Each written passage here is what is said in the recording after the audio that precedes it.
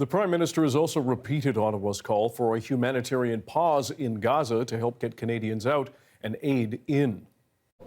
A humanitarian pause is going to allow all the hostages to be released, allow us to continue doing the work of getting all foreign nationals out of Gaza. We got 75 of 80 Canadians out yesterday, which is solid progress, but there is so much more to do. And a pause long enough to start not just getting aid in, but getting resources and medication and supports while we begin doing the work of de-escalating the situation. City councillors in Burnaby, meanwhile, have voted unanimously to call for the Canadian government to support a ceasefire in Gaza. Few elected officials have done the same. As we just saw, Ottawa is calling for a, quote, humanitarian pause instead. Councillor Daniel Tetrault brought forward that motion. He spoke with our Stephen Quinn on CBC Radio's The Early Edition this morning. Council was unanimous, and I have to say I'm a little bit surprised about that because people seem to have very, very strong opinions about this. You all happen to feel the same way then? I think our council feels that we have the moral obligation to stand against this violence and ask for a ceasefire. It shouldn't be controversial to ask for a ceasefire. That's what's surprising here. It's, we're asking for a stopping of the killing of the civilians. One thing that really hit home to me was I was reading a report and it talked about whole families, whole lineages, Palestinian lineages being taken out, killed, grandmothers, grandfathers, mothers, fathers, and children gone. And that hit home for me because I thought back to when I was in high school looking through my family tree for a school project and just looking at my grandparents' family tree who are Nazi Holocaust survivors.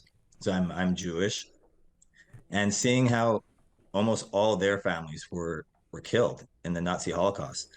And it really brought home to me that this is something that we cannot let happen again. As my grandparents taught me, never again can this happen to anyone.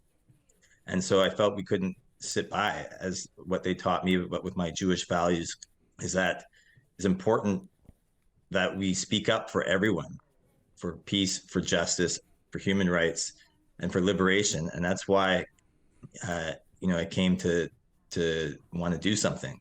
And even just yesterday, seeing Gazan children hold a press conference, just asking the world for them to care that their lives matter as well, and that they want to live.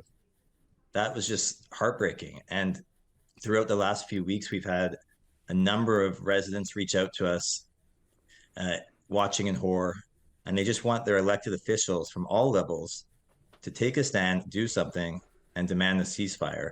And so that's why I felt the need to bring a motion to our council for us to put some pressure on the federal government to advocate for a ceasefire.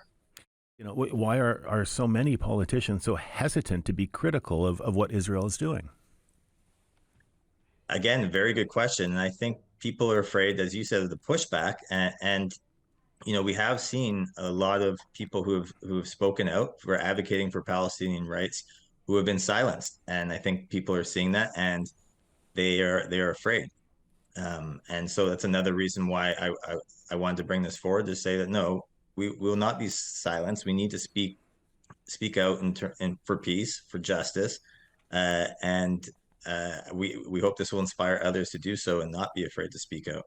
Anti-Semitism is a very real issue out there, but it's important that we don't conflate the criticism of Israel or advocating for Palestinian human rights and liberation as anti-Semitism. I think actually does a very big disservice to the real anti-Semitism that is out there, that we should be fighting against altogether.